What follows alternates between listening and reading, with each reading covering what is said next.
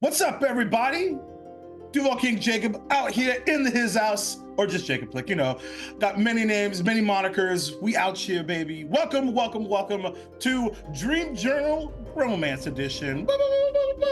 Let's go. Bow, bow, bow, bow, bow, bow, bow. Anyway, as I mentioned, I'm your host this turn of the table, so to speak, because,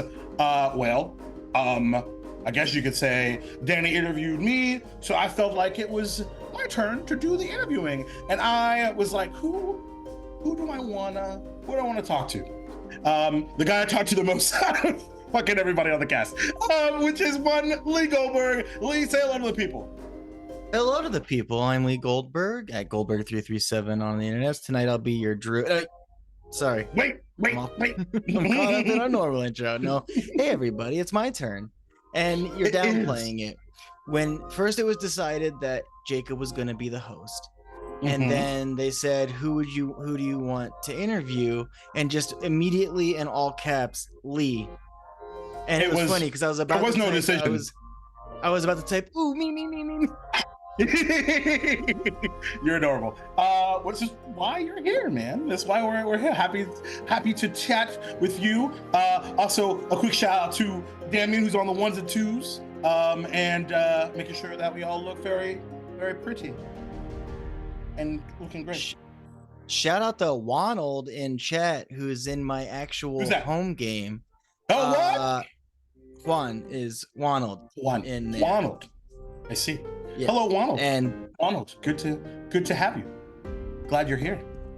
So, before we get rolling here, everybody, gotta remind you of our buds over at the Idol of the Champions of the Forgotten Realms. That's actually one of more than particularly good, but whatever, it's cool.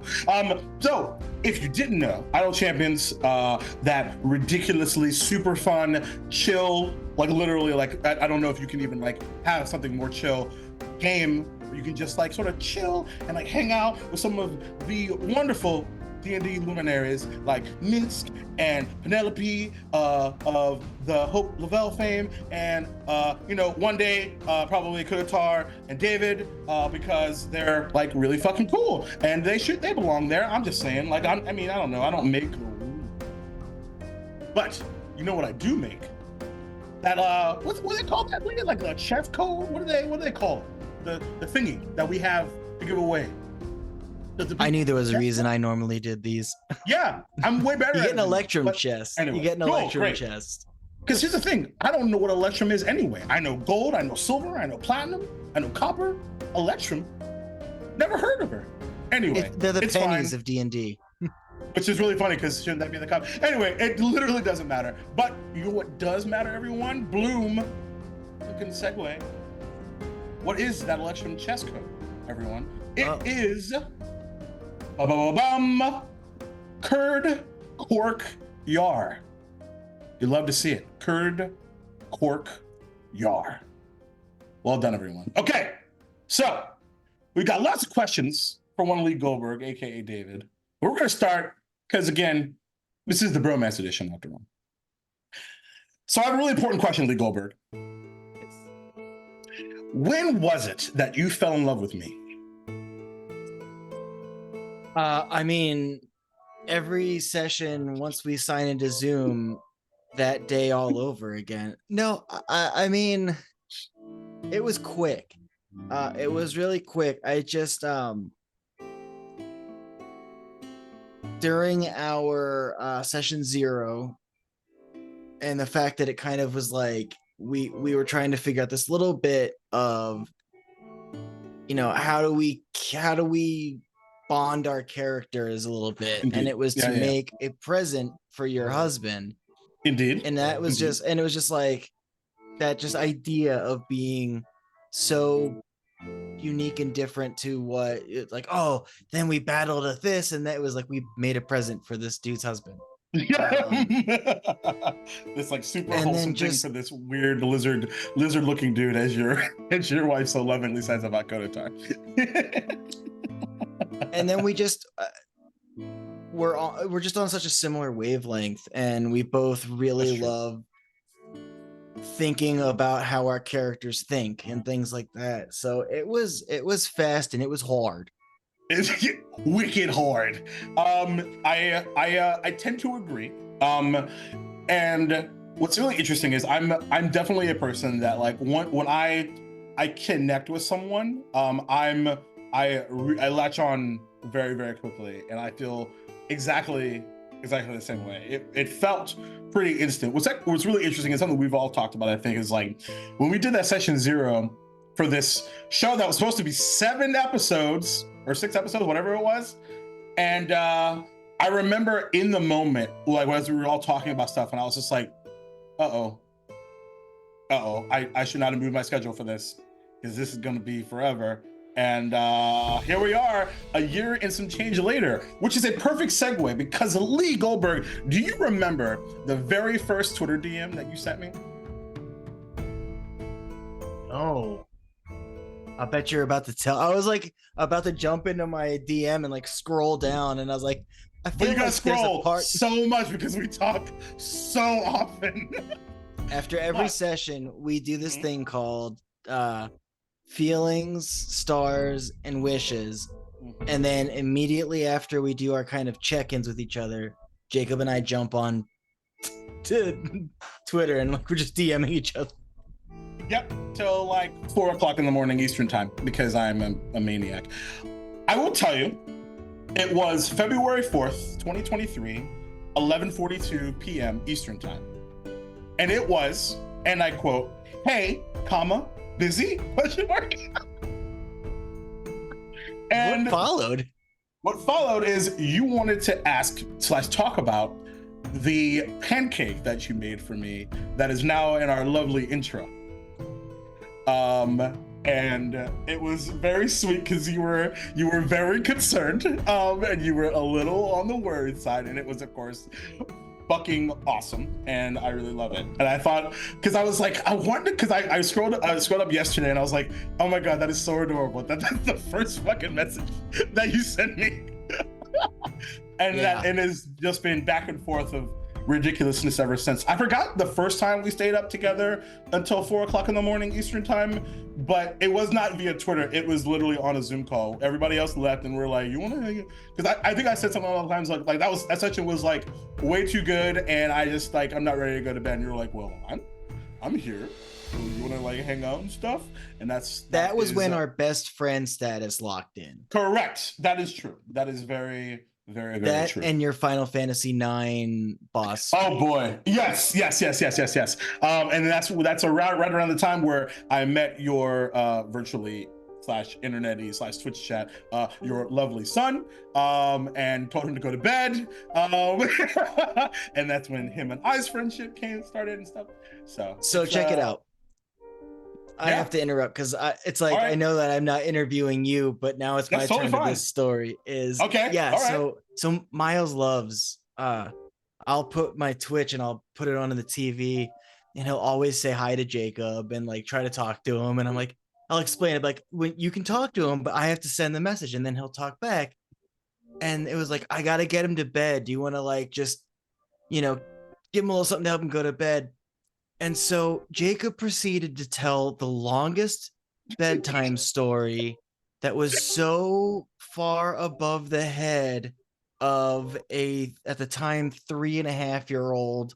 Totally on purpose. I was listening though. I was like, this is a dope ass story about dragons. I think I was talking about the origin or the creation myth of Yorohasu, which is my homebrew world for Duel and Dragons. And just giving him the download, because I was just like, if he doesn't understand this, maybe he'll like fall asleep to this, and I won't feel insulted because he's 3.5, and I'm just deep diving into like homebrew world theory. So I love that, and it was great, and I'm glad that you were there, and I'm glad that we've continued to fall further and further into magical romantic ridiculousness. So, which leads us into a lovely question from one Maverick 2, who reminds me that we need to get Miles to yell at me to go to sleep. Man, if that would work, it would be great. Anyway, so Mav asks, Lee, do you ever make waffles at home? Controversial statements. So brave. I will put them in the toaster because my kid will eat like 5 things, and that's one of them. But I mean, that's one of those things too. It's like, all right, you guys that are in here can't tell anybody. Our little secret. I like waffles. They're delicious. Do you like them better than pancakes? Well, see, the thing with pancakes is at this point, I look at pancake batter and I just think paint. So it's no one looks at their oil. No one looks at their oil paints and goes, yumma yumma. Yumma yumma? I don't know if anybody says yumma yumma. I do to my kid all the time. I'm all, you like that? It's yumma yumma. I mean, well, okay, to be fair, it is your kid. So like that's fine. That's okay. So, great answer. Love that. Now we're going to get into, now that we've done the ice breaking, we've done the fun, now we're going to get we're going to probe a little deeper, as the children say. No children says that. Mama Strange asks, does David, your lovely druid character, actually, I'm gonna pause for a second because I was thinking about something earlier today. What do you think David's role is in 2 parts, in this party and in this world? Just real quick, if you see Hope send a message in Twitter that I agree needs to be done, it's the music volume just needs to be turned down a little bit. Well, you do an answer and I'll do that. I'm just stalling. That's the thing is David woke up one day a level 6 druid. He wasn't training, he wasn't practicing, it's just that's what happened. And he didn't want it. And he still doesn't really, I mean, I know it's a question for a few later, but he never wanted to be a druid. He doesn't care much about that. But he woke up one day being told there is a prophecy about a circle of druids and they are going to save the world. And you're one of them. And it was Kier, his fire, who's that? Wildfire spirit. I know. That's one thing that, like, as a player, occasionally I'm like, should David care more that Kier's not there? But I mean, replace Kier with infinite Davids. So what can you do? I don't know. But yeah, so I don't think David has a standard feeling of what his role is. I think part of his role is just the fact like that he cares so much about others and people is to keep everyone else except for Reginald on the level. We're gonna talk about Reginald later. Don't you worry about it. and just to like it's a little different for everybody, right? Like for Danny's character Silva, which has been his more recent dog with a bone, like this is the thing, is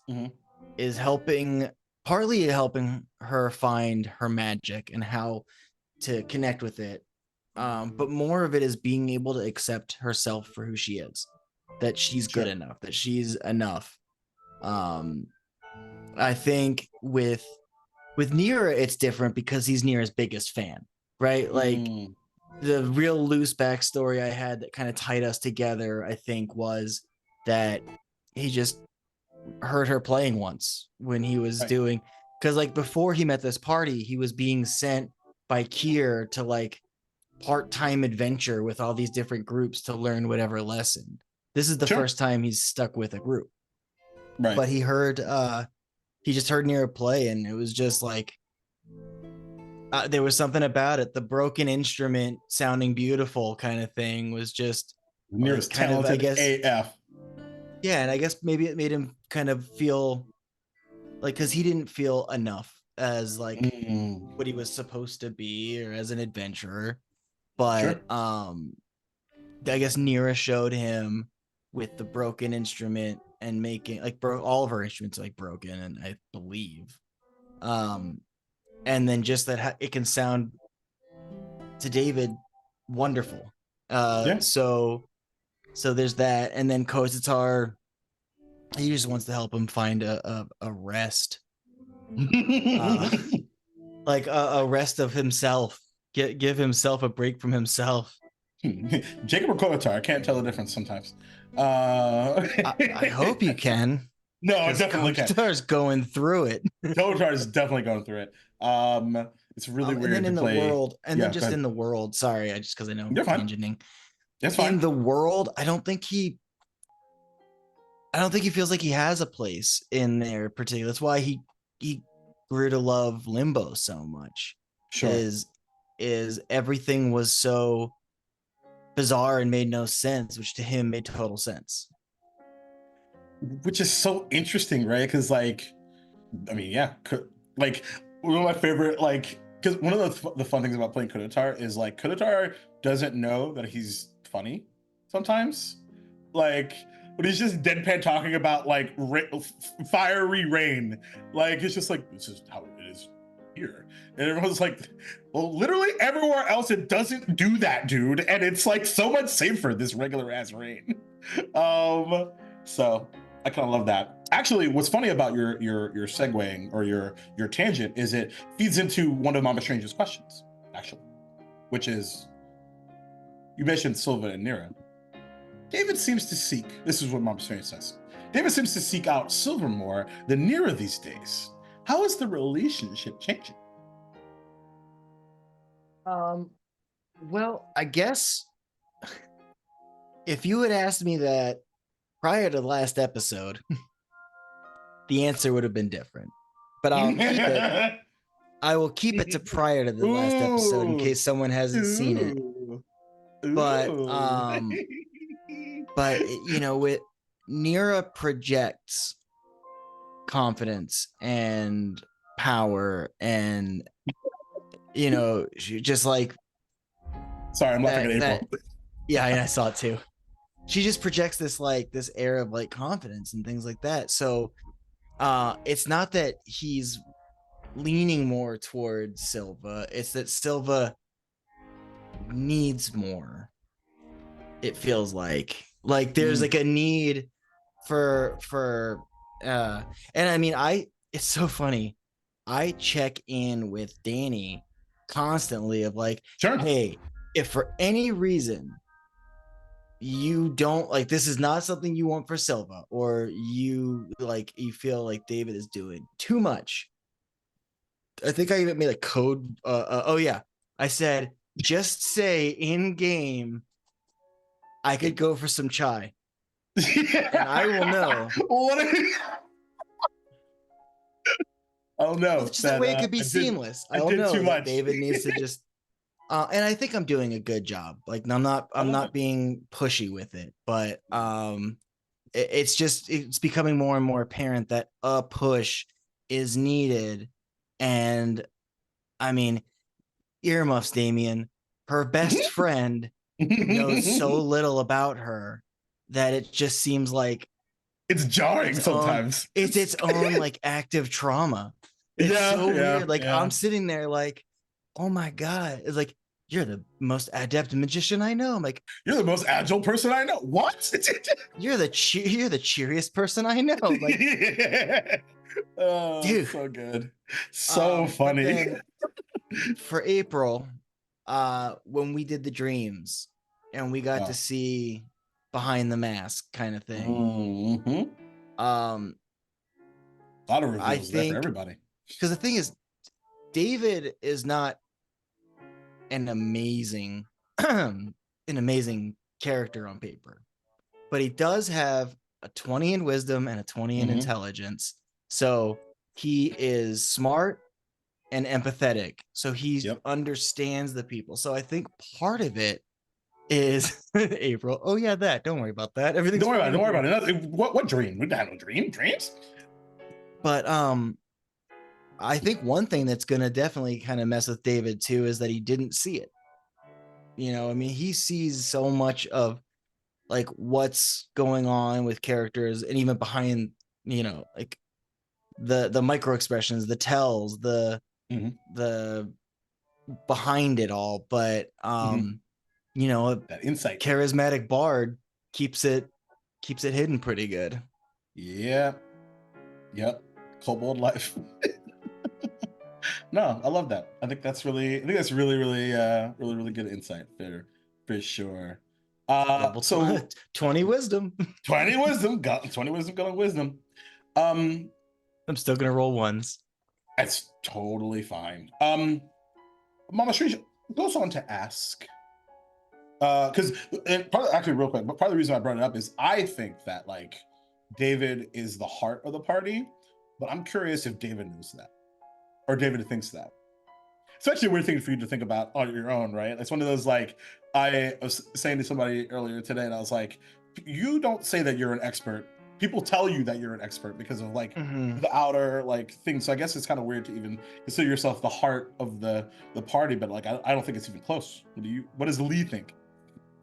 I think Lee sees it. Lee gets it. But I think what David, I think more than feeling like he's the heart of the group, I think that especially since he's sort of gotten past his like his angry period from when Nero was taken, and he's sort of back to himself more.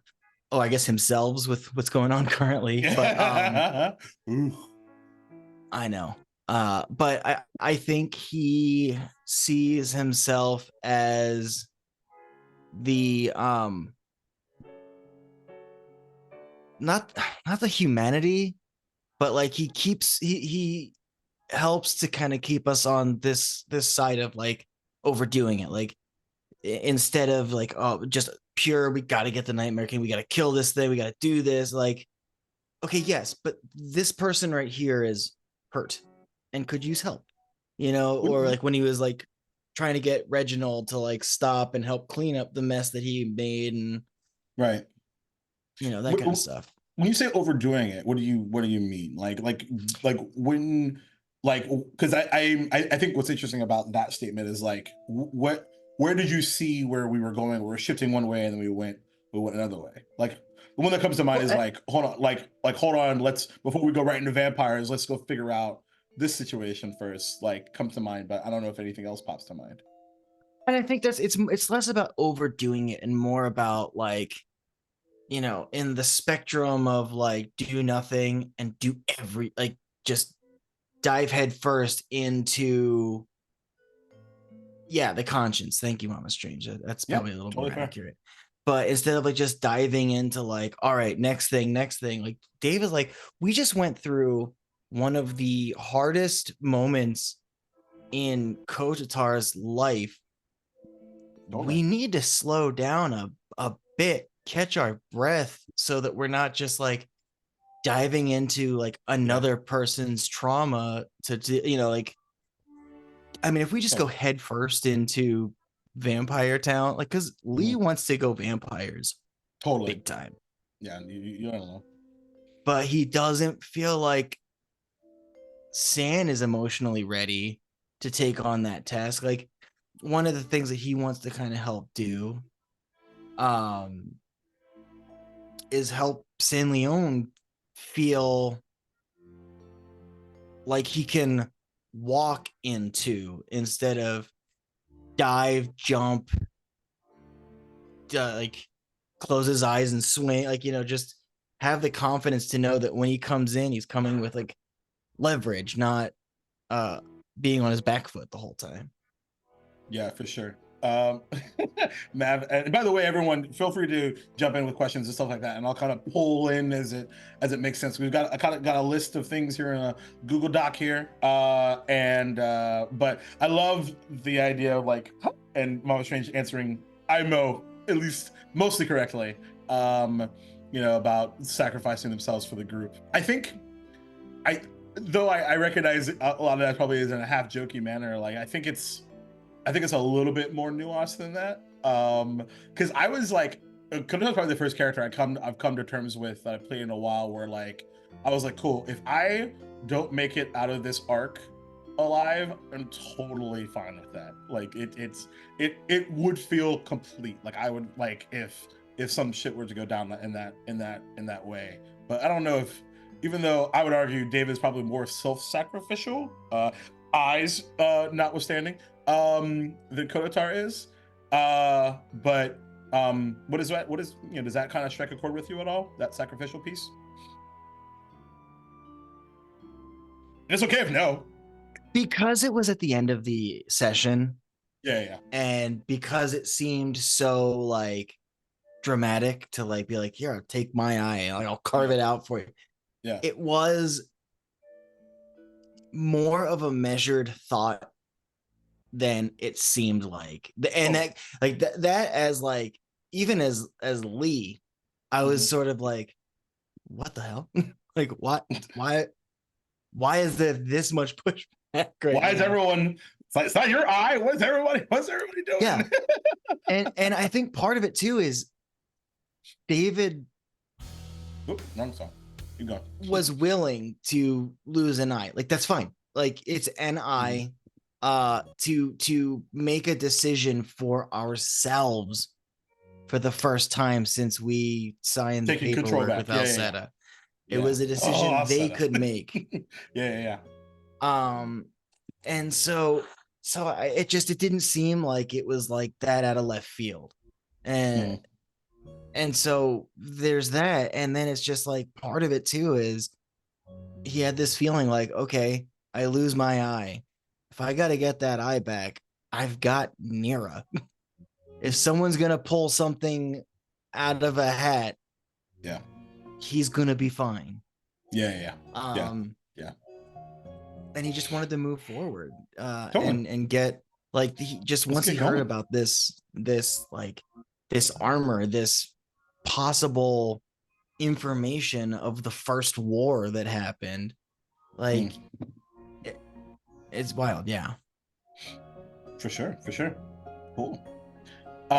So Kilaki Redbeard asked a good bit earlier, how did Lee come up with the druid? This kind of be a two kind of questions kind of smushed in one, so you'll see what I mean in a minute. How did he come up with a druid that does not like animals? It is such a great angle. Also, where is it? Hold on, I had it. Oh, there we go. And then Cassius 335 asks, will David get back into wild shape practice, or is Lee bored of the terrible at animals thing? Okay, so the first part is I've never really liked druids that much. I've liked people that play druids phenomenally. Like it's a great class.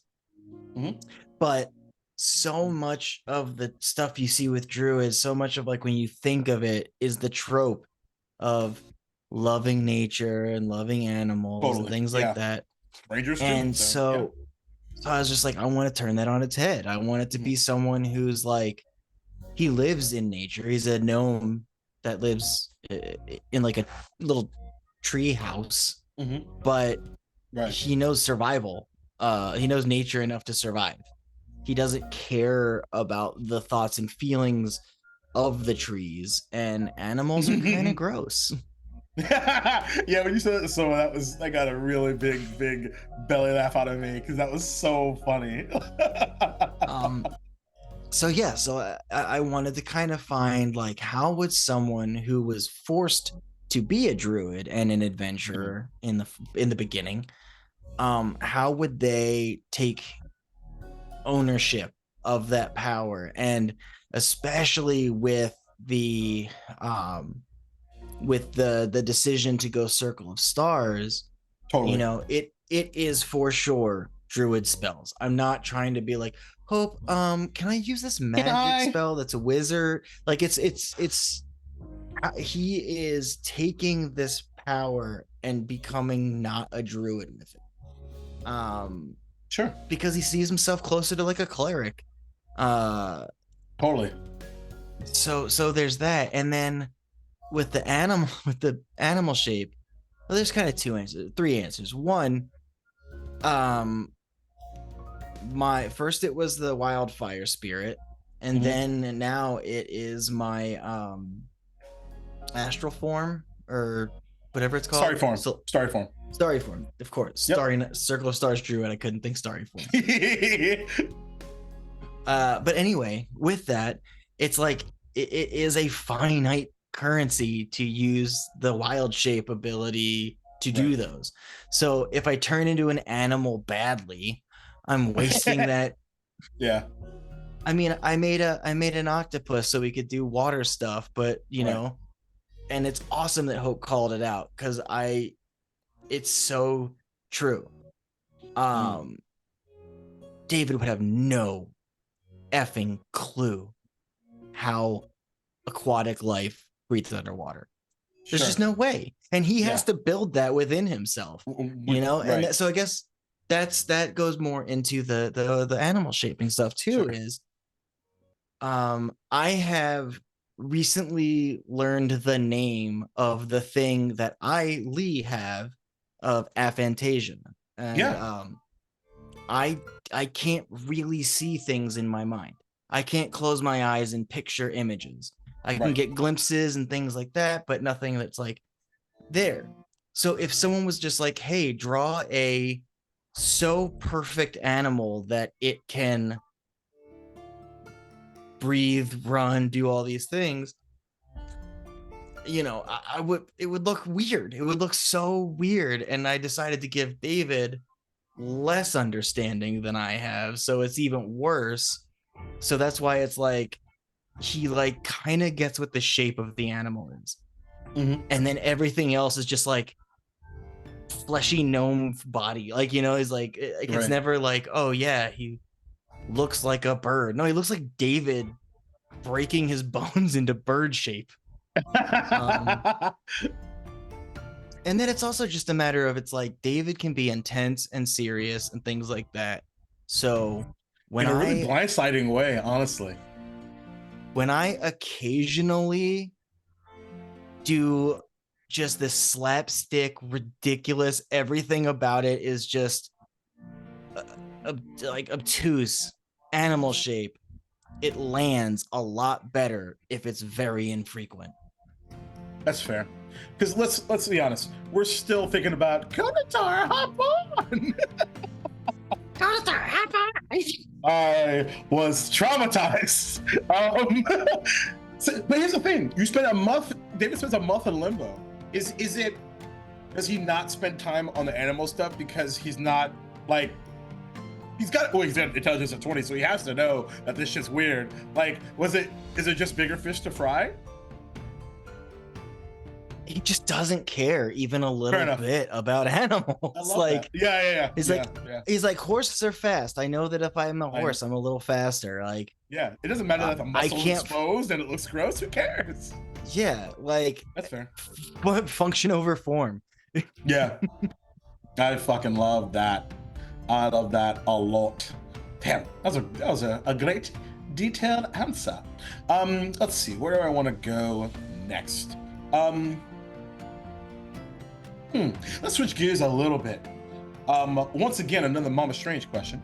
What is David's favorite meal to cook besides pancakes? But I don't think that he's really like pancakey. But you tell me. I'm gonna give you the answer that I give when people ask me that. Doing. Oh, I know the answer to this one. That is like, it feels like such a cop out, but it really isn't. It's really his not. favorite thing to make is the thing that the person he's cooking for wants the most. And just like when I do pancake art, someone's like, what's your favorite thing to make? It's like, I mean, I could make you a Spider-Man pancake that's really good, and you'll look at it and go, cool, Spider-Man. But if I make you the thing that you're going to connect with, that means anything to you. That's why it's not a cop out, what you just said right there. When I flip it and you're just like I did an event in Pittsburgh this weekend, and someone had this like very specific thing they wanted, a very specific picture of it. And I made it, and just like their reaction, the shriek that came out. What was it? I think this one was just her dog, but it was like her Aw. dog. It was her dog that was in a sweater with this like dunce cap looking thing on it. Oh, that's It so was super adorable. cute, Okay. but it was such a specific thing. And I was just like, I'm not like, like this is what I'm making because she'll love it. And so that's the food wise. So like he pays attention to people's tastes and Mhm. like another conversation I had with Danny is like before it was raining in that session where we were doing our You watch shifts this? Yeah. our watch shift before We it ended up blindsided April. raining.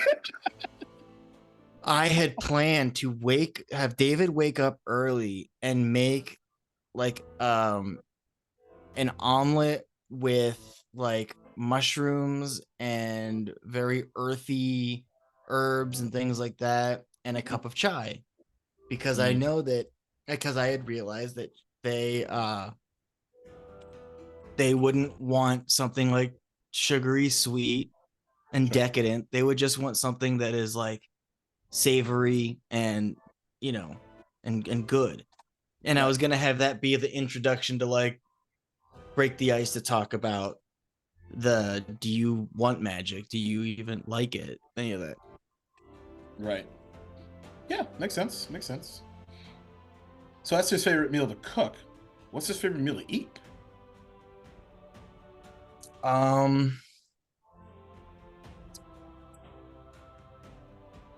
Boy, I don't know. He likes salad, as you can if you remember. He likes a good salad. He likes a great salad. And he probably wasn't like super into like decadent desserts and sweets until he met Nira. And now it's that kind of like eating marshmallows and treats and things like that.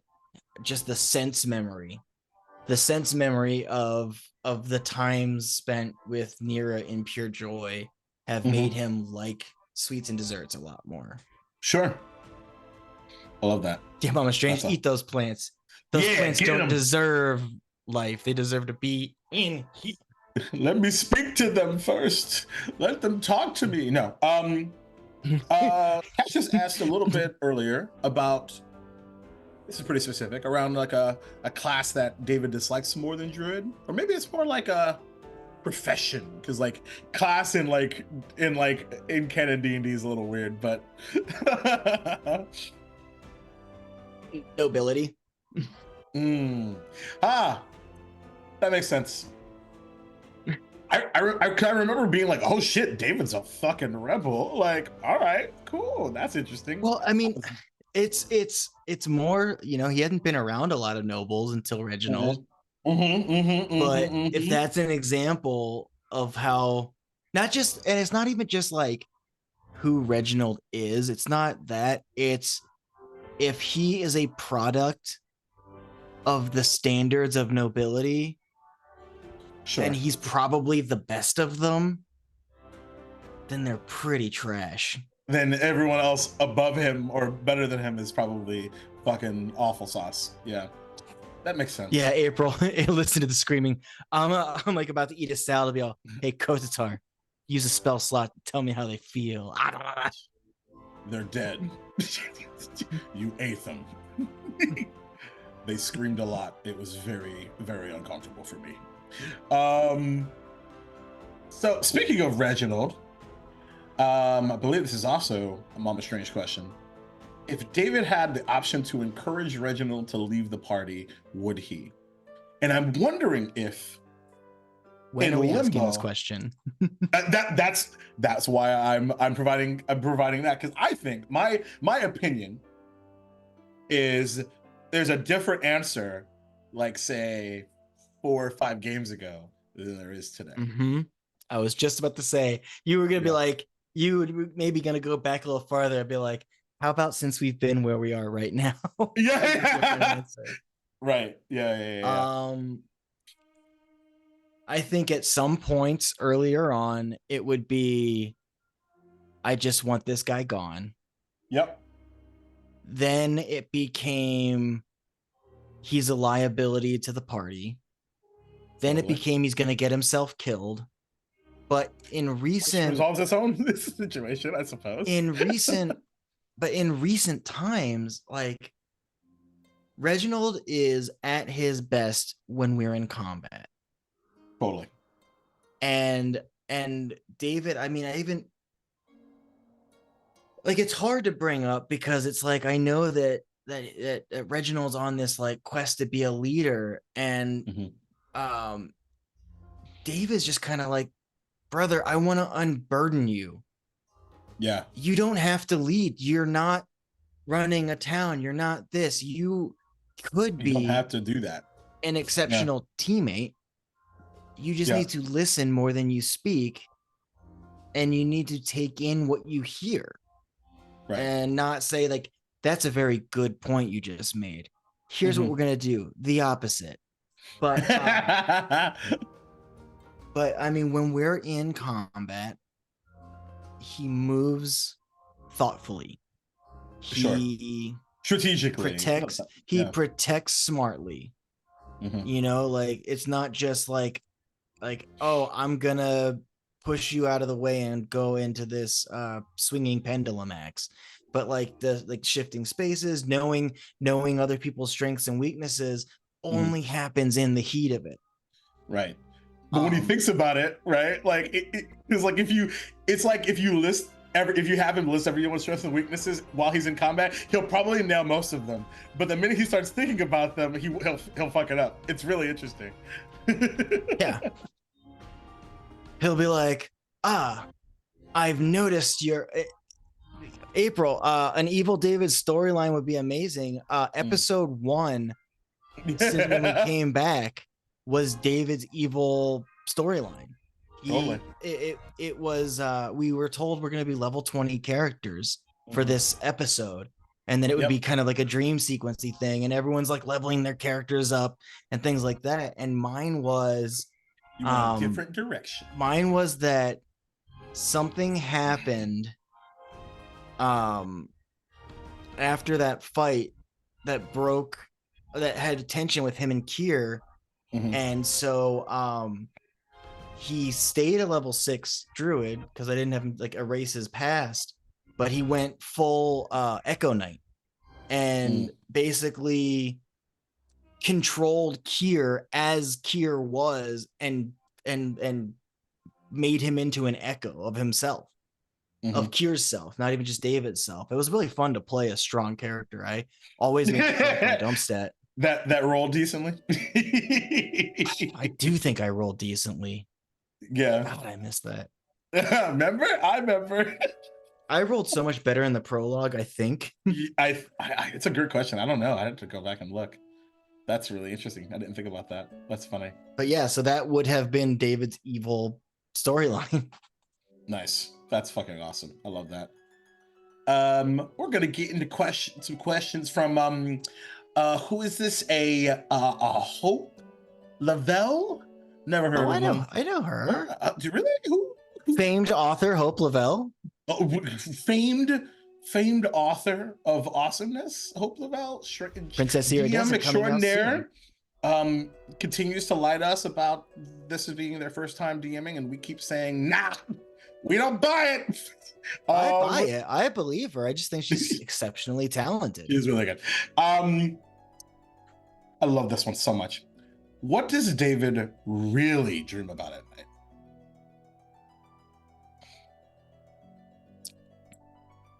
I think so. Something that I had very early on in my mind about David was that he reads books, and he reads like YA fantasy novel kind of books and things like that. And that's partly why he's like taken this leadership role in this dungeon, is not because he's like, I think I should be the leader. It's because he's so excited. He's living the closest thing to like a quest for a ancient relic to give you a power to fight great evil. Like those books still exist, even though we live in a world where those like like you'll be reading this book and it's like, oh yeah, like this would never happen. It's far more dangerous than any of this stuff. Like, Mhm. but he read a lot Like, of books, a lot of fantasy books, a lot of fiction books. So I think his dream is just to go back to the library with the Harangon and yeah, Jen Crashman's character.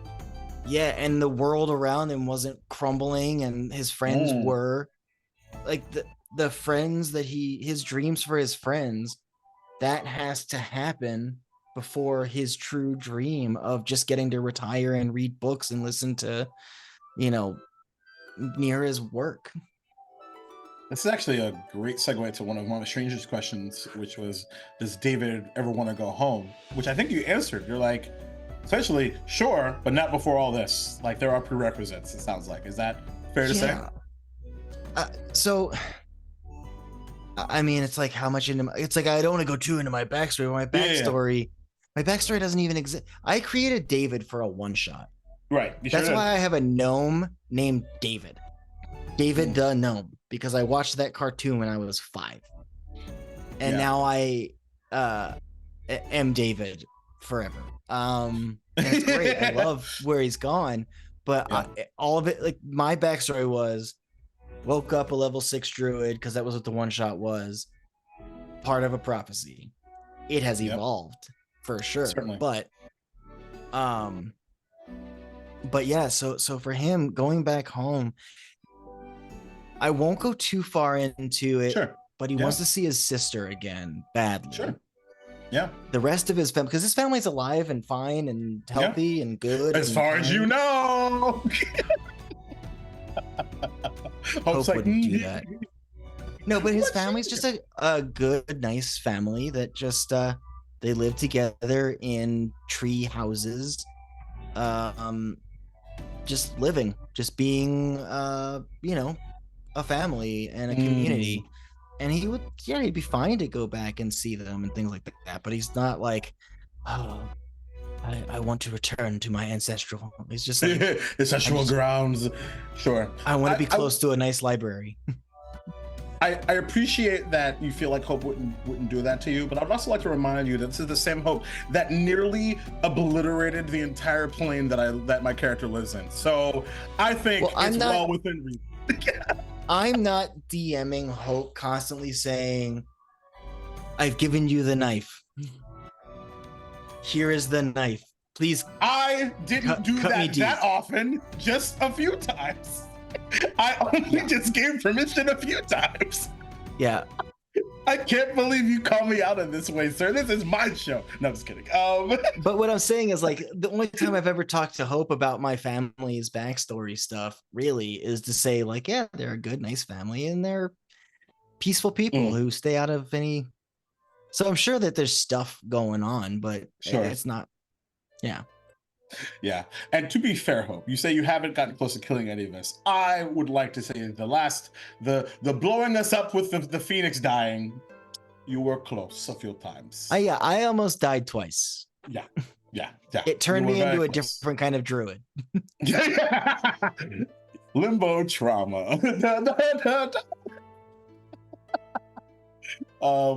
Absolutely amazing. You were talking about the fantasies that that David's read. Not to put you super duper on the spot.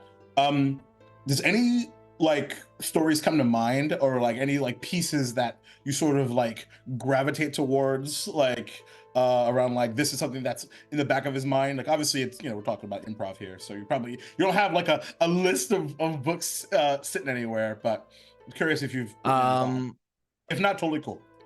There's the Dragon Staves Chronicles. Okay. What that? Dragonlance. I was just thinking of Dragonlance. Oh, touche.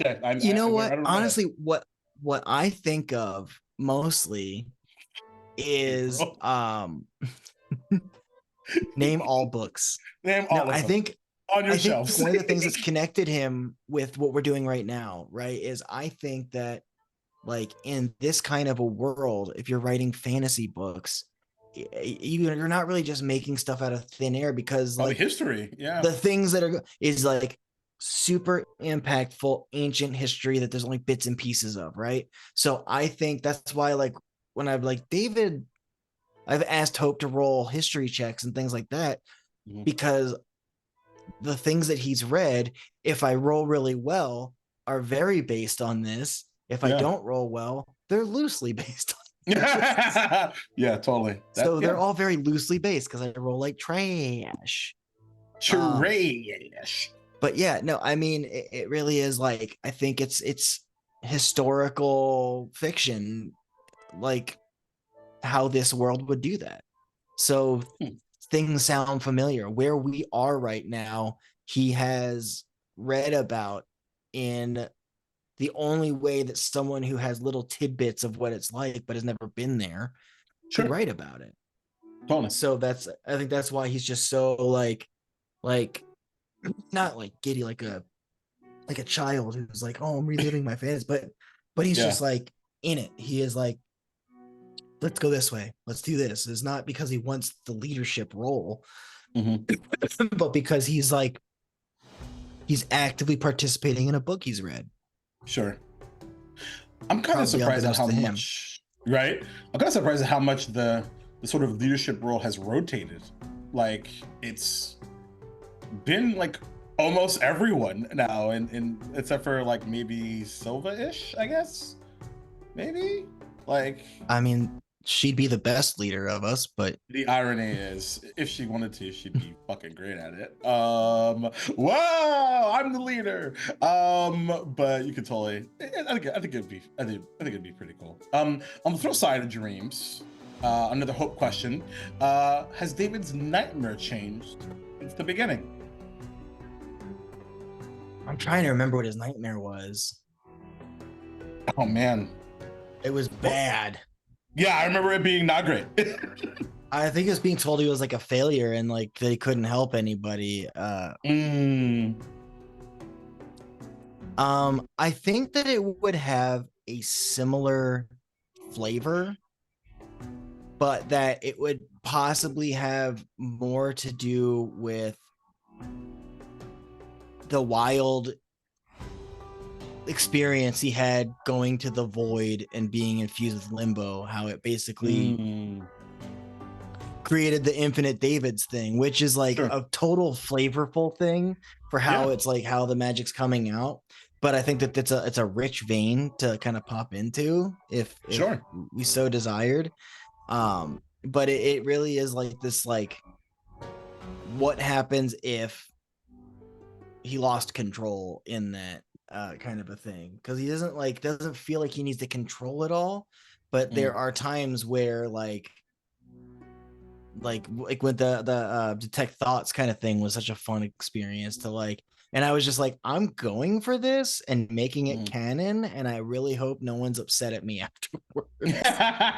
I'm just going for it, because I remember, I don't know if I've been more surprised in this show when you started to just like, what, I forgot what the line was. Something of the infinite. I was just like, what is happening? What is going on? Let me see if I can find that. I wrote it down. I was so blindsided by that. I was like, whoa, what is happening? It is, I have been to the infinite. That's what it was. Held the void in the palm of, snaps his head to Reginald, whispers, he's not where he should be. Your trial begins. A bond severed, snaps to Nira. An artifice, your dark reflection. A new bond formed. Snaps to Kotatar. Scars removed, horrors reborn anew. A circle closes like a noose. Silva, feed, never enough. Devours from the inside. Gods will fall to fear. Sin, yours is a legacy of blood, perhaps rewritten. The doorway will close forever. I wrote it down. Love it. Love it. Yeah, I pitched the idea to Hope, and she said, "Go for it." I typed it. She's like, "I want this part at the end," and then that's what I got to do, and that was a really fun moment because it was the one thing I was able to keep from you. Yes, because Lee and I tell each other almost everything, like the true romance that we are. Especially when we actually figure it out. We're really good at reading each other. That is true. So let's talk a little bit more about recent stuff as of late. Hope asks, and this will segue into a couple of questions at the same time here. What does David hope to find in this tomb that we are in as of Fire Elemental Funness? Answers, ammunition,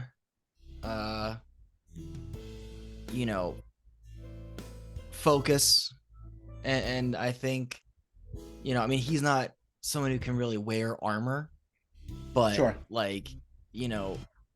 Relics of the past that defeated the nightmare before. Right. And honestly, part of it is the Nightmare King's actual name, because he's tired of allowing being to be called a king. Yeah, I agree, 100%. Oh, hi! Thanks for the raid. Yeah, what's up, Direbear GM? Welcome to your community. Thank you for popping in. We are typically playing a little Dungeons and Dragons here on Wednesday nights. Our campaign Misfits of Alseta, but every last week, or really whenever we remember to, or when we don't want to play D&D. No, that's not true. We do a little after talk show where someone on the cast interviews somebody else. So I'm interviewing one Lee Goldberg about our bromance and his lovely character, part of the party, one David, who is a amazing druid that doesn't like to druid sometimes. So welcome. Hates druids. Hates druids. Hates nature. Hates animals. Hates plants. Animals are gross. Animals are gross. So, as far as the tomb goes, Cassius asks, is David mentally prepared for the possibility of going through the tomb and only finding LOL stole this earlier note? I think that finding the room we all were like, you know what? This is above our pay grade. Let's dip out. Yeah. I think that holds in itself so many clues to answers. Yeah. That I feel like this is a living book. It is knowledge that we didn't have, and regardless of the outcome, this is a decision we made of where to go. We didn't just hop into a portal of where we needed to be, or so we're told. Yes. So, but yeah, that would be a bummer. But then again, I mean, we're about to find armor. David can't really wear armor, so if we find if we find it, if it's there. But I think I kind of agree. Like if we fail to find something else, I still think there was something gained. But yeah, it'll be interesting to see what we end up picking up. I just really want a cool magic item too. This is a Lee thing. All of the stuff, like when we made our one-shot stuff or our 6-shot, like we got our equipment and our things, and we got to make, take a couple of items because it was 6 episodes. Right. I built David wrong for an extended campaign. That's, I mean, part of the April is so great. Of course. I was like, oh, I will be a protector, and I pumped everything into Dex. I had like an AC of like 19 or 20 as a druid, so I was like, I'll be kind of like this weird frontline druid sort of. But then everything was saving throws. Right. I haven't had to block an attack, so and then just all of my proficiencies were wrong because my skills weren't high enough in intelligence, and wisdom was middling. So it was like a conversation that was had of like, I kind of want to retool my character. And when I was retooling, I was like, you know what if this whole experience, he embraced the limbo of it, Circle of Stars druid, boom. I love it. And I love where I'm going with this. I love that his friends form, his magic manifests in his friendships.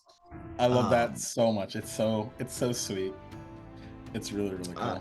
So but all of my items, all of the things that I had built were to pump AC, which no longer even work for me and things like that. So I just don't like Sand gets like a sun sword because of a D100 roll, and then a belt of returning, and then Reginald has like the big ass sword that he can't hold. Like, everyone's got such cool stuff, and I just want David to have something really cool, and he just doesn't really. He's got something that hasn't manifested yet. That is what Hope is referring to, I believe.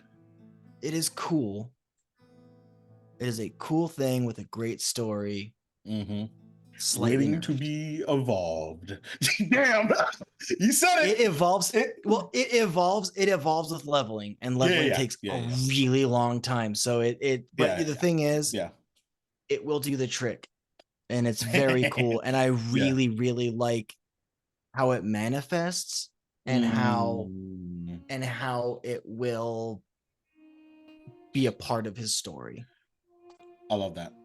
I think that's good. I think also what's really unique about our show, I think too, is I won't speak for everybody, but I think it's fair to say most of us did the first 6 episodes without a backstory. So we're kind of learning about who these people are as we continue to find them where they are and what they experience, emotionally. So I think that's also really fascinating, and it's provided a specific perspective of where they're going. And I think that as they experience the whatever is happening around them, so I think that's really cool.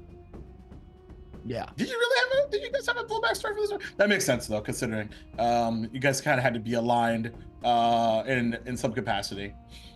If David could go anywhere right now, where would it be?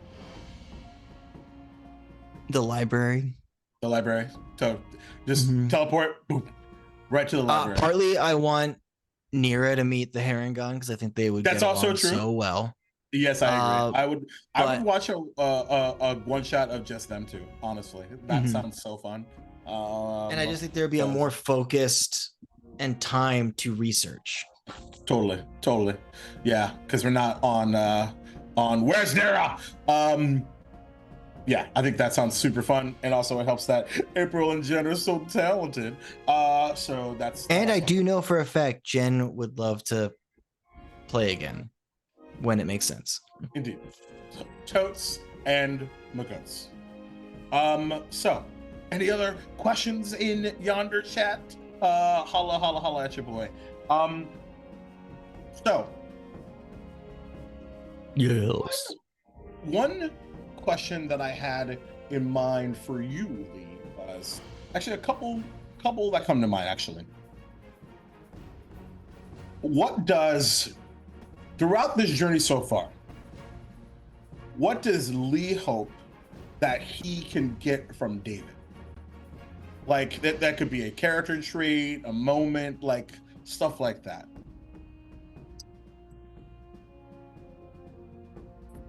Wait, that's a good one. I mean, part of it is just feeling useful in combat as more than just a band-aid. But that's fine. Like, he's got his role to play, and that's great. Let me interrupt and clarify a little bit. So I'm meaning more what Lee it gets from David, from experiencing and living through David. What, because the second part of the question is what should David leave behind, is going to be the second part of that.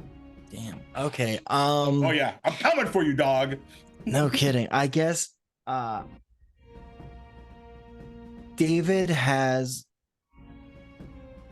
the ability to put all things aside and just focus on being there for those around him so much.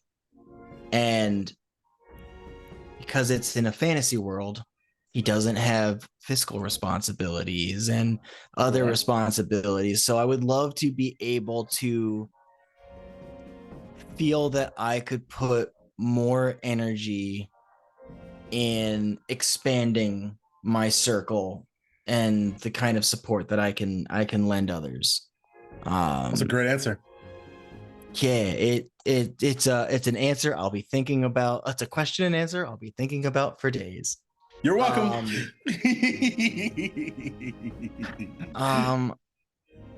The thing I think David could leave behind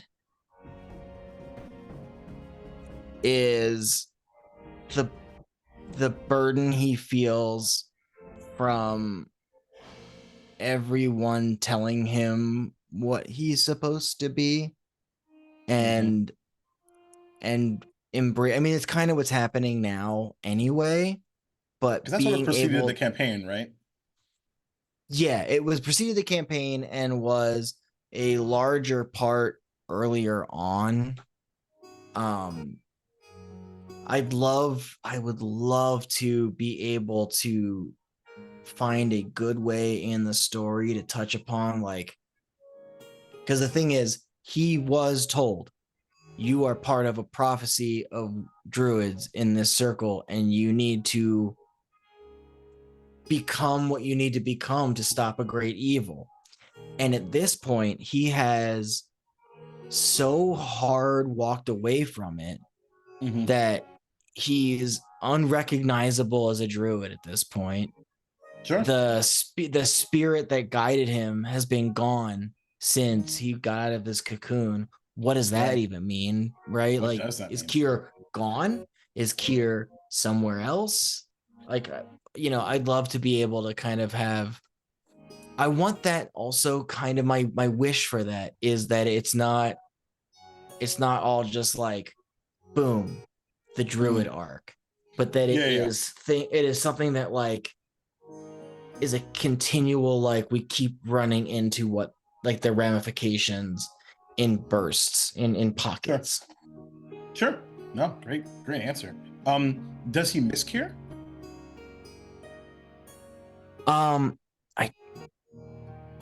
If I'm being completely honest, I don't think he does. I think that if he realizes that he doesn't miss Kier, that will bother him more than not missing Kier.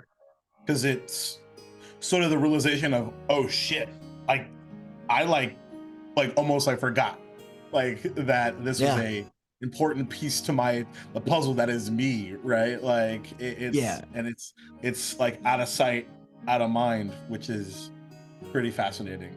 But I think totally valid.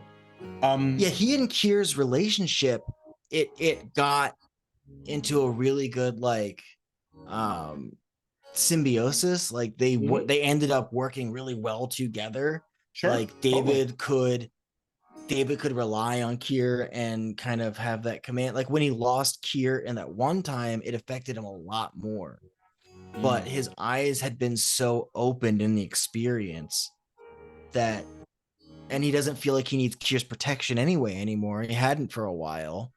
That, it's that. And I think there's also probably a mental block about Kier in his entirety, because if he were able to be like, oh shit, Kier's not here anymore. Yeah. Kier was here because of this. Oh my God. I walked away from something referred to as a prophecy that had, like it would just, it's so compartmentalized, that whole thing, that remembering Kier would open a door he's not ready to open. I was literally just about to say, like, like the meme. Oh, that song doesn't belong there. Let's go into a fight. Roll initiative, Lino. Is that, I was literally thinking as you were talking about the meme with the butterfly. Is this trauma?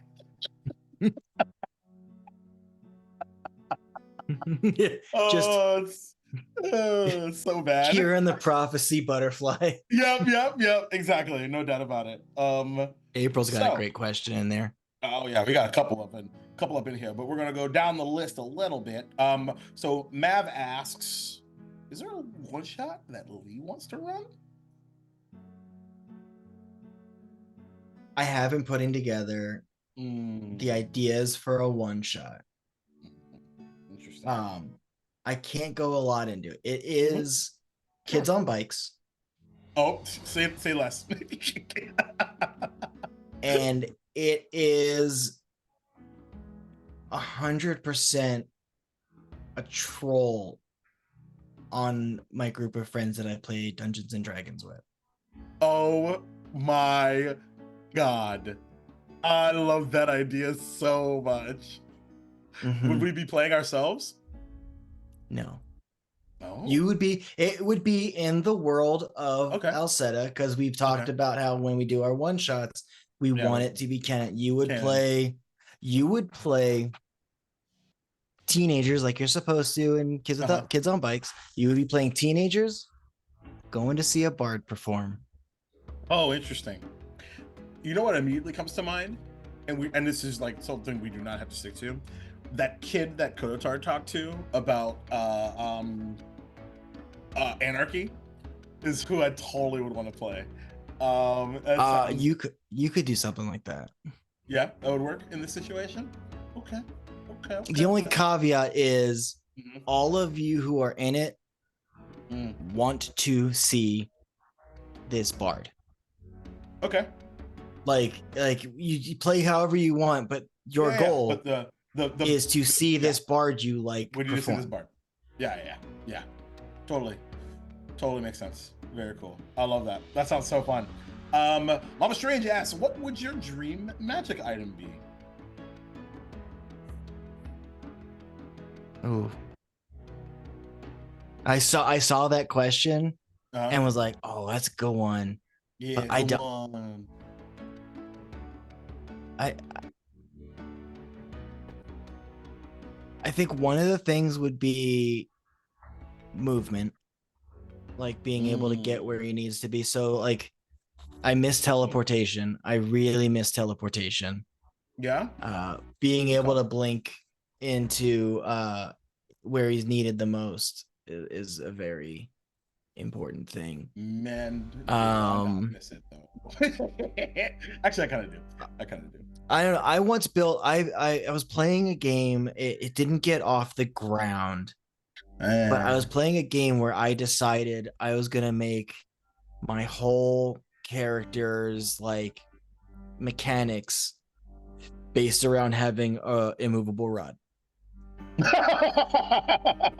That's amazing.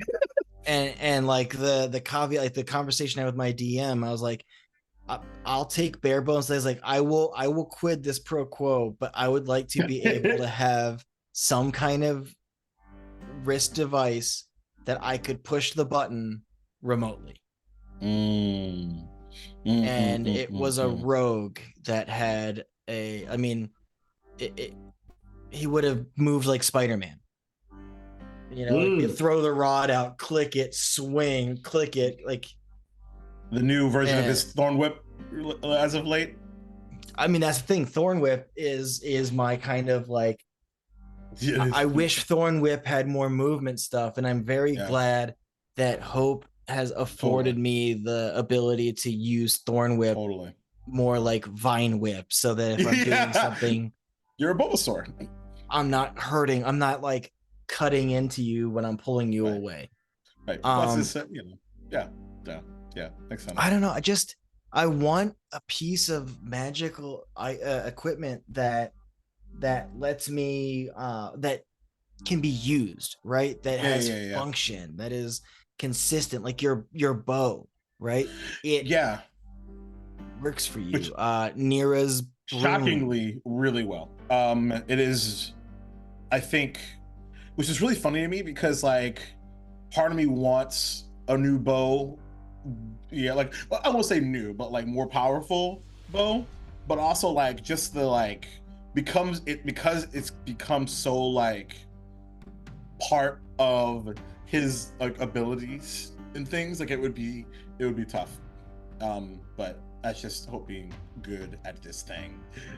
So I'll take it. April's a lovely question. What kind of dream world would David like to explore?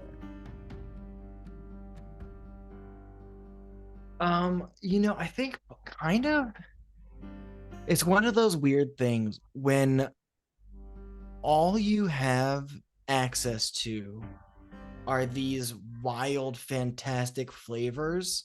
Mm-hmm. Sometimes you just want to have some vanilla.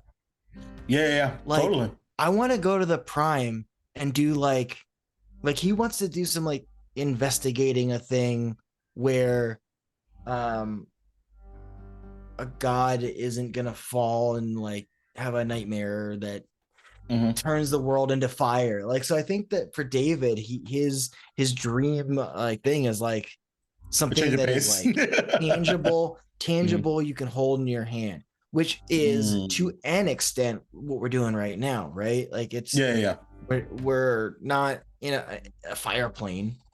Right. We're in this kind of really cool. There's a lot of weird stuff to it, but like Yeah. the door was a door. Right.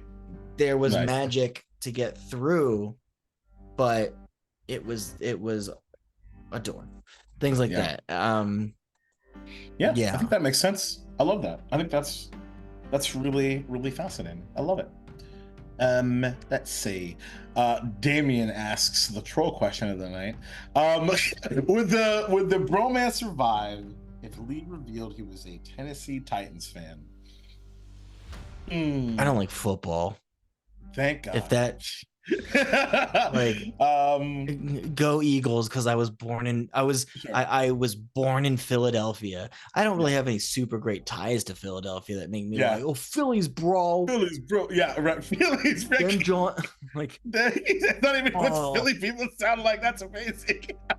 Like, this is where you gotta get your cheesecakes. Like, cheesecake. You said cakes, not steaks. Oh my God. I'm deceased. Oh, I love. But see, I'm not a sports ball guy either. Like, that's so funny. I don't yuck people's yum. Fair enough. Great. The truth of the matter is, it would. It's just when we play, don't talk to me that day. When we play what? The Titans or the Eagles? If you were,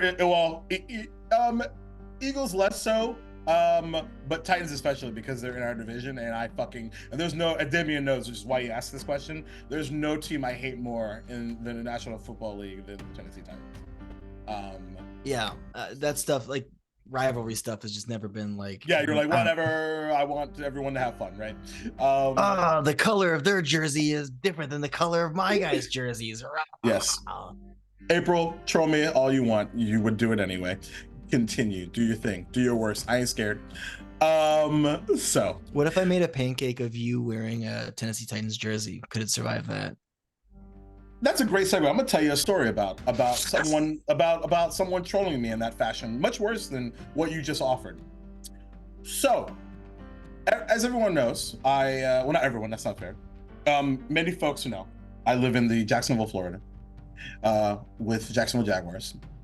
And Orlando, of course, being a city a couple of hours to the south. So I went on a cruise one time. And of course, many people, if people have been on cruises, and many times you don't have like signal. So, you don't have access to your phone, and it's like really, really good. It's really nice and therapeutic and all this other stuff. So this is an 8-day cruise. And when I get back, my phone has exploded because on my Facebook, people have created memes of me in Orlando football, like the soccer club jerseys, and like Jacob secretly moved to Orlando. Everyone, like, he's a liar. Da, da, da, da, da, da, da. It got real intense.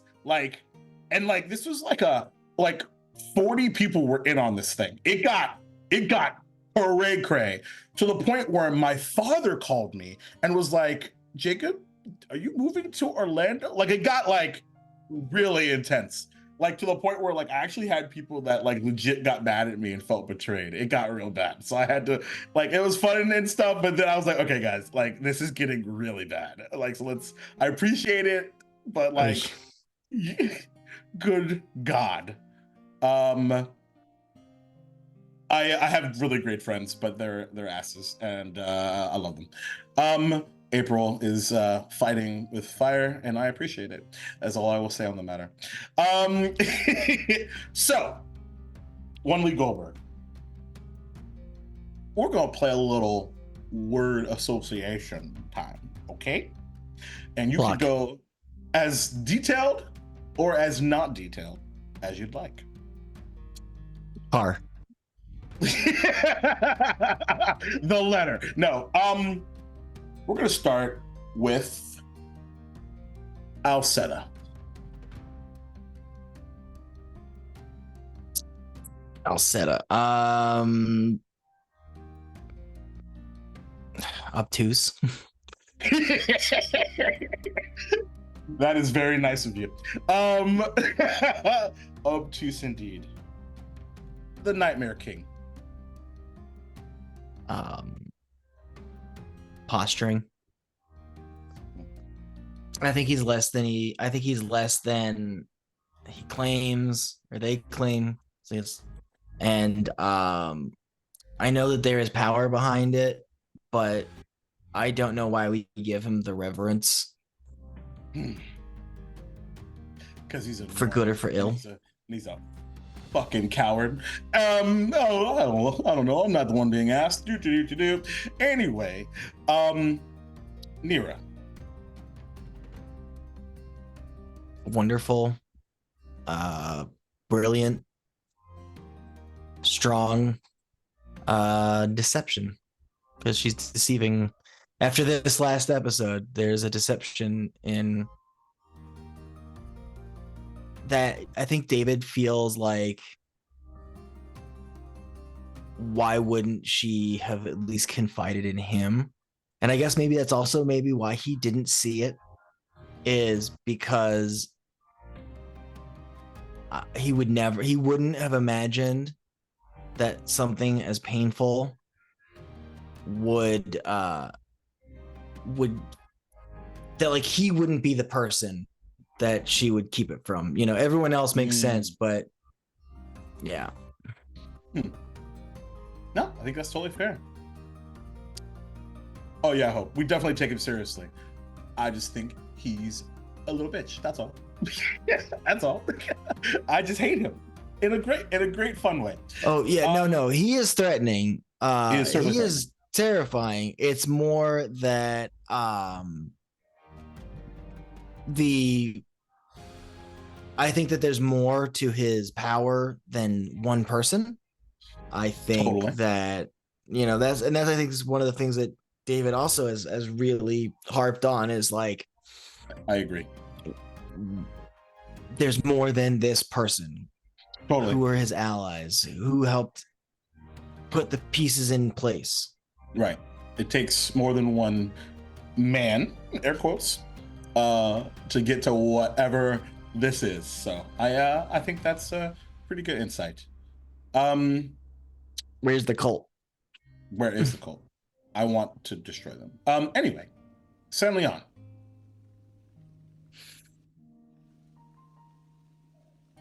I think he feels that he's tortured. I think he doesn't. I think that it's kind of the opposite of Reginald. Is he needs to think a little bit more about his past to move past it. I think that he needs to understand that he is gone, that he is away from them, and not feel, he doesn't act like he's burdened by it all the time, but when it comes up, the paranoia, the fear, the things like that.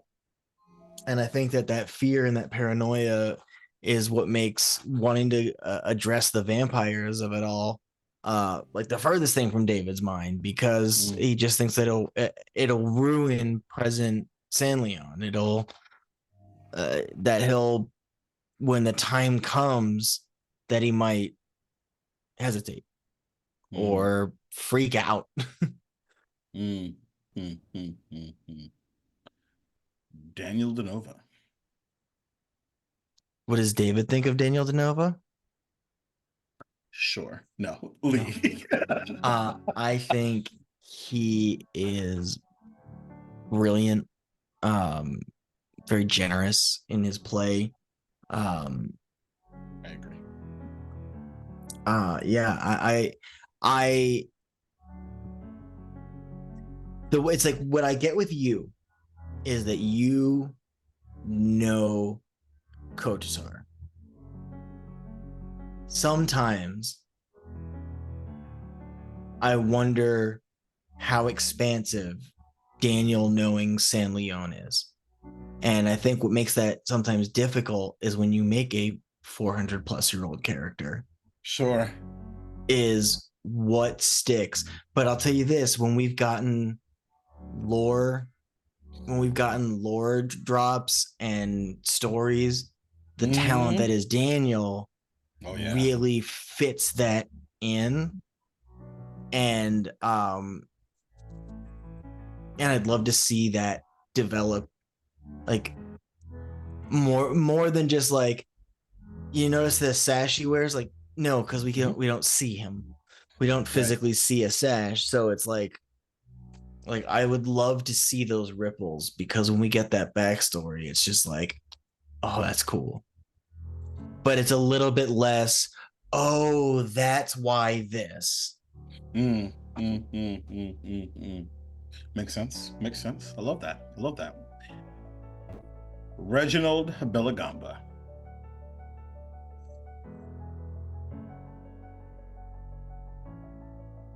There's potential. There's potential for him. Certainly. I think the thing that bothers David and to some extent Lee the most is the way his best friend in the whole world is treated in a way that they just don't know anything about him. Whenever Reginald talks about Silva, it's inaccurate almost.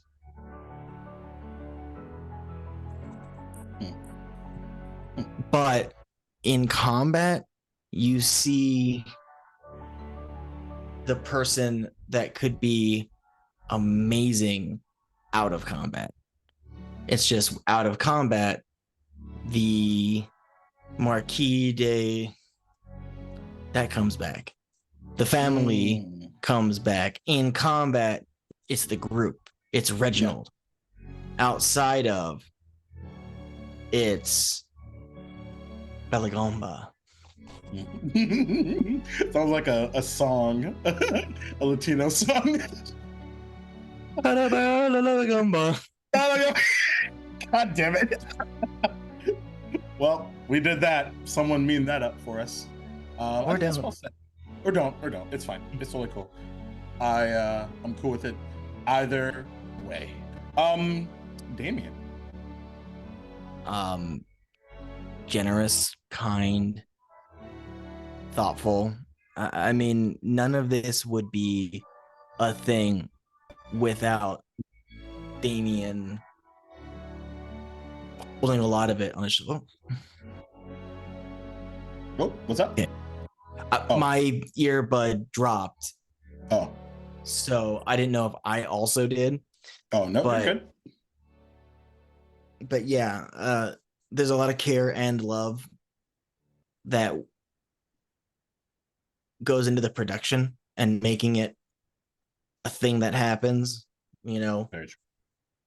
I mean, our setups are from Hope and Damien just wanting us to have the equipment that we have, things like that. So it's really it's a really special person in my life that cares enough to have, because I don't have a lot of free time to do something like this. Even the game in itself is sometimes like I have to make concessions in other ways to make it okay to do this sometimes. And, for sure. But I would not. For a second, I thought I heard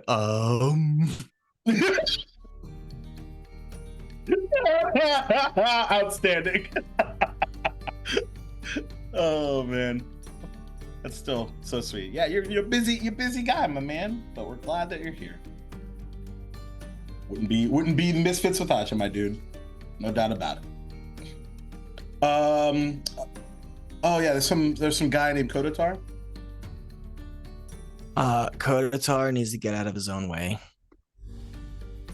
Kotatar, I think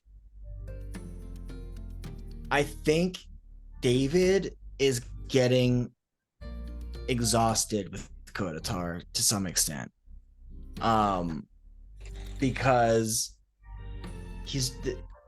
there's a single focus, but there's not a single thing in the world. And I think that breaks David's heart sometimes. Like the focus on like, I am going to kill this person and I'm going to use all of you. I'm going to do this. I'm going to do that. And just this like that determination and that focus is awesome. But that's not all there is to life. And so like based on his like disappointed look at David, like David's reaction to that, because he just had the most amazing moment with like Silva, and he tried something that worked, that gave a clue to helping someone else, and then he like walks out kind of like a little pep in his step and sees disappointment on Kotatar's face, and his reaction was like, if you look back on my reaction in game, it's very much like a, I don't have time for this. Which is funny. We'll talk about it's that like, next figure time. your shit out. It's like, figure your shit out. I'd love to help you, but you won't let that. So when you figured your shit out, let's talk. Yeah. I don't even know if he's aware what there is to figure out, but we'll unpack that later. Meanwhile, David's very aware, but is also aware that Kotatar will never talk to him or hear him in that way without so many things in between. And it's just like, and that's exhausting to David. That's what's exhausting, is like, yeah. It's almost like David's like protecting himself from like a trauma dump that Kotatar will never give him. You know what I mean? Like, it's really interesting. I love that. I think that's really good insight too. There's a Jacob something. 20 wisdom. Yeah. That reminds me, somebody asked earlier about David's wisdom being higher than Reginald's. Definitely a lot higher. I don't even have to look at Reginald's sheet. But yeah, my passive wisdom is probably higher than you could roll. It's up there. But yeah, no, probably not. But yeah, Jacob, he's cool.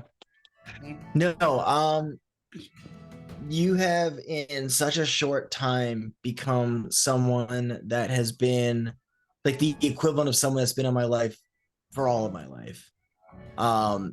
If I need to vent, complain, shoot the shit, talk something deep, share something private, any of those things, like the first name that pops into my head is Jacob.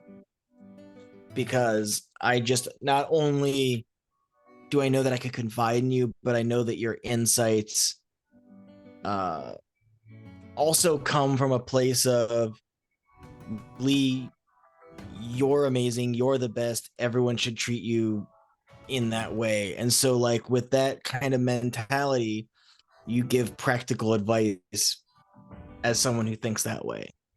And it's helpful, and it's not like bloviated, it's not like here's blowing smoke up your ass kind of thing. It is real. It is like a genuine care that is almost unbelievable to someone you've known for a year through the internet. Oh, it helps that you're fucking amazing. And it does help, yes. It does help, yes, indeed. I just want to like remind you sometimes. Like, I want to send you like fireworks of like, Lee Goldberg's amazing, and I will literally fight anyone that says anything different. Which is true. One, and I thank you for your kind words, and I love you very much. Hope Lavelle. Wow. There is a light that is Hope Lavelle that shines so brightly. So I'll go down the list of different Hope Lavelle things. Is there only reason I'm multiple Hope Lavelles, like there's multiple Davids? No. Infinite Hopes. Infinite Hopes. That's gonna be that would be our group. Someone asked earlier if David. I was about to segue to that. Yeah. There it is. Infinite Hopes. No. So I've known Hope for a number of years now. So I will talk about the player Hope, who played Penelope Halfpint, who showed that you can be mechanically kind, warm, and friendly, and it make you a badass. Right? Like it's not just like being like, oh, you're super nice in RP. All right, we're in combat. I'm gonna stab him in the throat 10 times. Like start to finish, Penelope Halfpint was just kind, and Tiamat liked Penelope Halfpint. What's not to love? You know? But I, for someone who's Tiamat, a lot.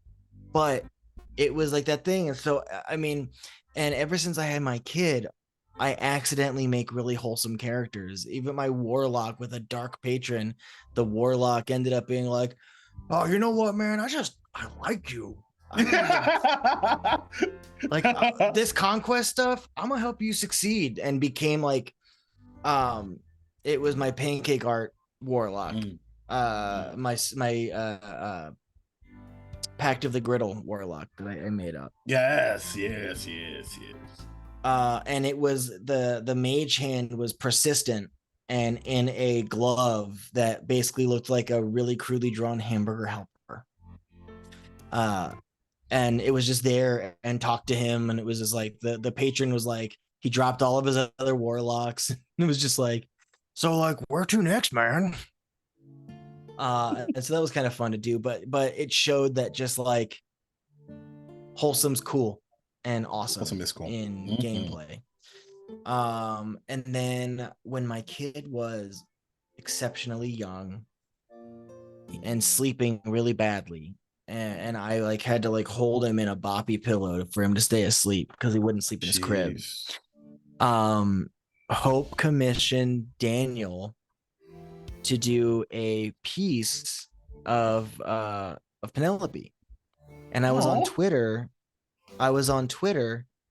And Dustin Fletcher of the D4 team was like, he's like, Tartan Kiwi is making awesome art for Hope Lavelle. Get in here, right? Like, and it had the link to the thing, and I was just like, it's 11 at night, everyone's asleep. I have this child sleeping, and I'm like, and I was just at my wit's end. Like, it was hard to be like, my shift of being awake with my kid in my lap sleeping was like 10 p.m. to 3 in the morning. And then I would tag out, go to sleep for a couple of hours, and then go to work. And so I dropped into this stream, and it was just me, Hope, Dustin, and Daniel making this piece. And we were just talking with each other and Daniel while this awesome piece was being made, and I felt really good.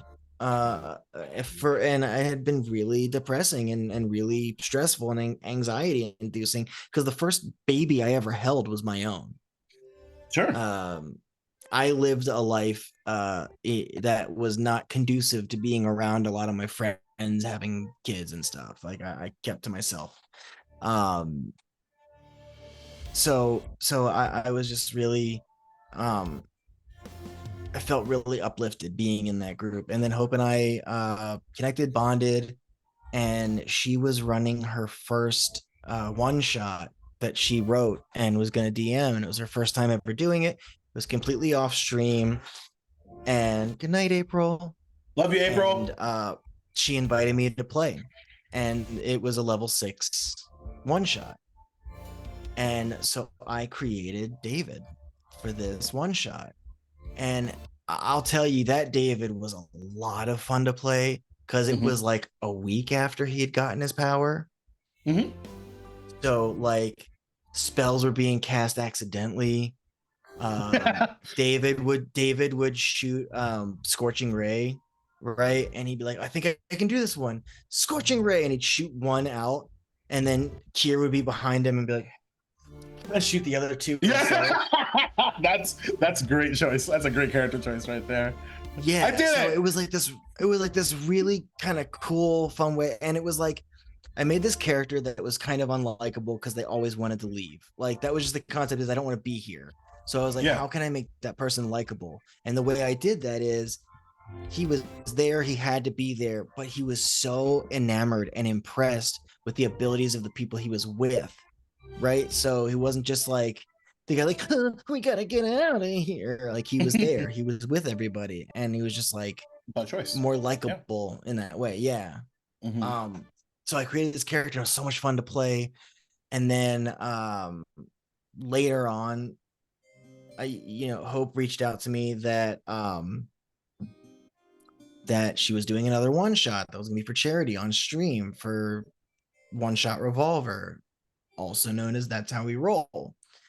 And is that where we are? She was like, she was like, hey, I'm doing another one shot. I'd love for you to be in it.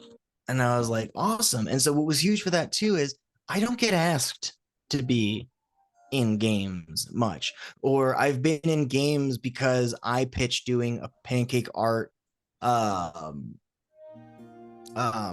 a pancake art synergistic game where pancake art is being made and it affects what happens in the game. But I'm not often asked to be a player in games. It just doesn't happen for me. So someone asked me, and it was Hope. It was Penelope Halfpint. It was also the sweetest, nicest person. Was like, I want you in this.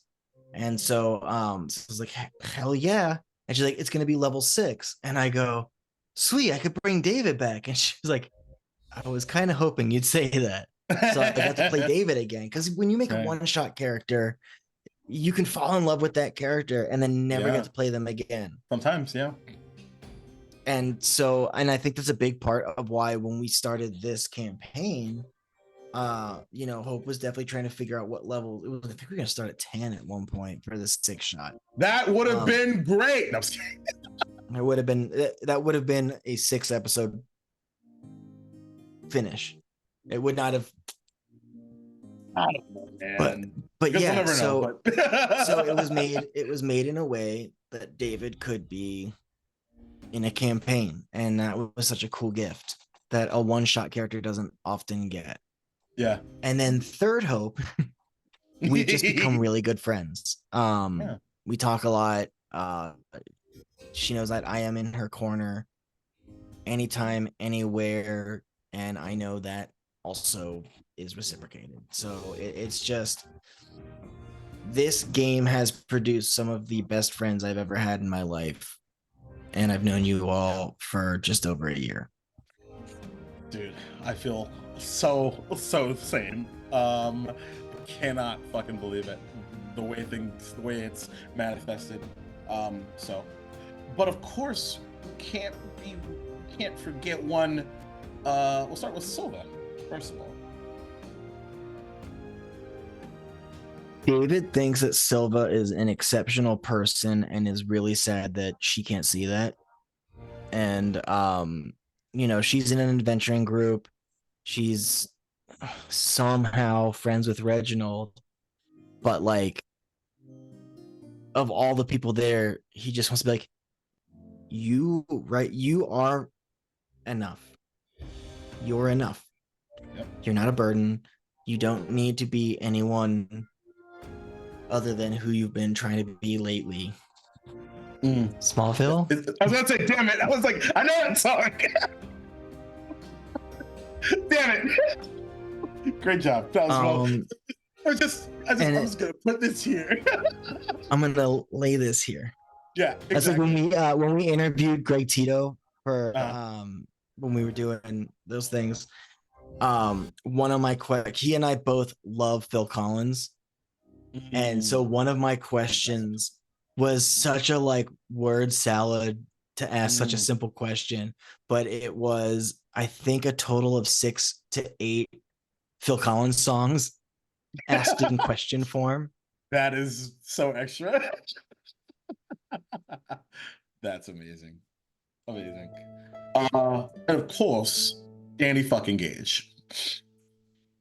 I think Danny is one of the most talented performers I've ever seen, not just met. I've seen. Yep. And I'm like, I'm chomping at the bit to see her jump off point. Right? It's gonna be crazy. Yep. She makes choices and performs them so well that like I want to see what happens when Silva comes out more, whatever that's gonna look like, because like we did this thing when we were starting season 2. I was like, all right, we should hit the ground running, right? Like let's just go. We've been here. I think we've been here for a month. What if we just, instead of like, what are you doing in that month? We just did like a like kind of, we've been here a month. What's a scene that has happened? Yeah. And then I go first and I fuck it all up because I just get so long-winded and it's so long and it's so like such a time sink. It was great. Yeah, Shut up. It was cool, but it was just like the whole idea was like, let's get there. Yeah, and we all had these really cool moments. And then there's Danny, who read the assignment. And it was my favorite too. It was my favorite. For sure. Not just because it was so concise, but every little bit of it hit the mark. And it was so perfectly like, I knew more about what happened with Silva during that month than any of us who spent a lot of time talking about what we did in that month. I think that's accurate. Totally. Yeah. And I just, like, it blows my mind almost out of all of us. Partly because you and April are known more in the sphere. Just because you've had your hands in a lot of pies, you've done a lot of charity stuff, you do more panels, things like that. And I'm just like, how doesn't everyone know who Danny Gage is? I agree 100%. Like, I followed her. I knew her before the game in that we were mutual. We followed each other. I don't think we ever talked once. No. But like now knowing her more, I'm like, whatever she wants to do, she is talented enough to do it. That doesn't mean that, you know, it's still not like stars need to be in alignment for those things. Sure. Right. But like, if those stars can line up, she will fucking nail it. And I mean, like, I'm like on Twitter and I just will randomly be like, I gotta say how great Danny is. Hold on. Give me 1 second, everybody. I gotta go talk about Danny really fast. I think the secret behind Danny's awesomeness is, and I think if I was ever going to teach like a how to play TTRPGs class, like it would be, I would show off Danny's ability to do so much when presented with not little, but like just enough to just make magic. Because that's what she excels at in every capacity. Damn. She's been actively nerfing. She's been actively nerfing herself for a year. By design, and it's so much so that her character sheet is not. We don't know what's on her spell sheet, you guys. We don't even know what spell she has. We don't know, dude. And Jacob is someone who will look at spell sheets. I will fucking look at your character sheet. When I made my changes to David, I was DM'd like, Circle of Stars? You You like Circle Stars there, yeah? Cool. Polymorph? I like You Circle have Stars. I polymorph like now? Circle Stars. I like a Circle Stars. I have a Circle Stars jersey. I'm a big fan. Yeah. I like this choice. This is true. I'm I a like my maniac like pals. that.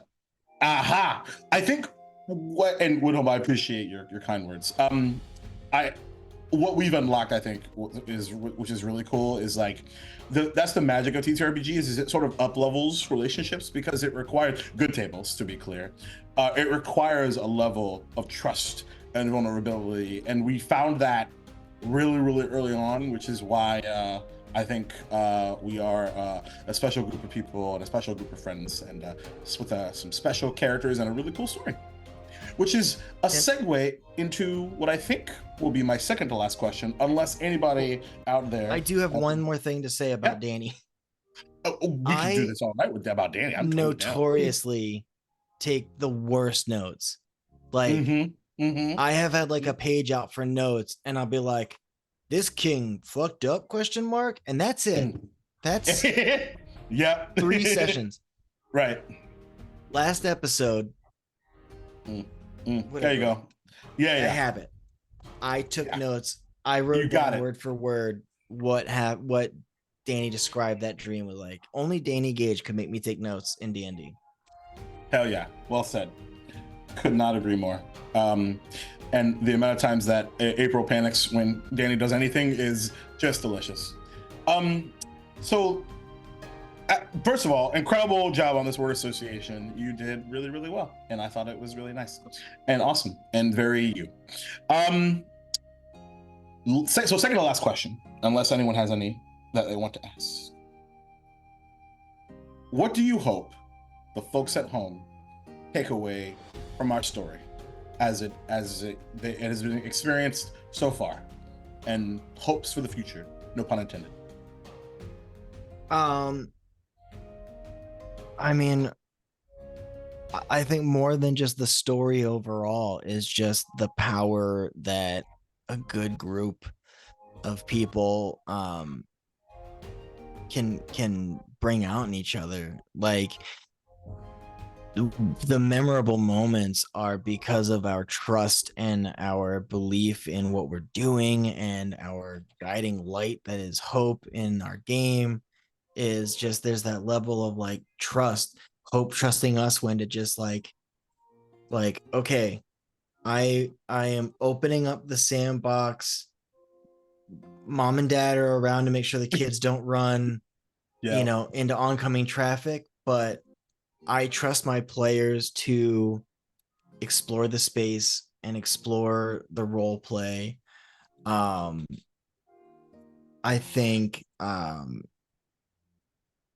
think there's some really creative character choices and things like that. Like, part of it is like, if you know Jacob, then you know how talented he is playing Kotatar, because it's a struggle to be that reserved and focused when Jacob is just warm, huge ball of energy, and just pure kindness. So I think that's really just awesome. And I think that my hopes for things to come is I hope that